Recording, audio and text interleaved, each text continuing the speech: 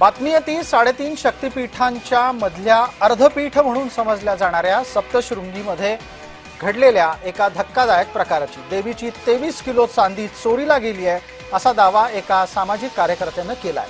सप्तशृंगी देवीच्या मंदिरातून ही 23 किलो चांदी चोरली गेली आहे असं म्हटलं जात आहे।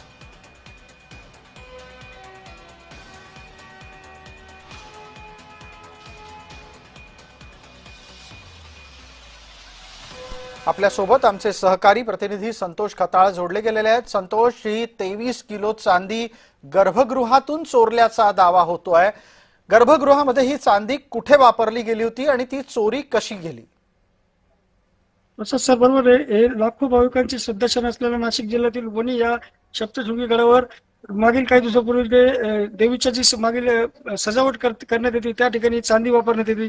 देवीच्या 8 भुजा असतील किंवा टोप्या असेल त्या ठिकाणी ही चांदी वापरण्यात येते। मात्र या ठिकाणी जे व्यवस्थापकीय अध्यक्ष होते 10 तोंडे सर, हे जेव्हा सुट्टीवर असताना देखील या ठिकाणी रात्री ती चांदी काढण्यात आली आणि त्यामध्ये जवळपास 22 किलो चांदीची ही तफावत निर्देशानंतर विभागीय आयुक्ताकडे आता तक्रार देखील करण्यात आली असून या ठिकाणी एक पटकन मुद्दा उपस्थित करतो की देवीच्या मूर्तीपर्यंत जाऊन तिथली चांदी काढून चोरेपर्यंत बाकीची लोक काय करत होती? हा सगळा प्रकार मंदिर बंद असताना झाला का?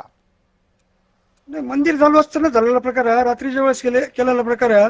त्या ठिकाणी जे अध्यक्ष आहेत सुदर्शन 10 तोंडे म्हणून, ते सुट्टीवर असताना हा प्रकार घडल्याचं या ठिकाणी सांगण्यात येत आहे आणि त्यामुळे आता गावकऱ्यांनी देखील अप्पर जिल्हा नाशिक यांच्याकडे तक्रार केली आहे। धन्यवाद संतोष या तपशिलासाठी।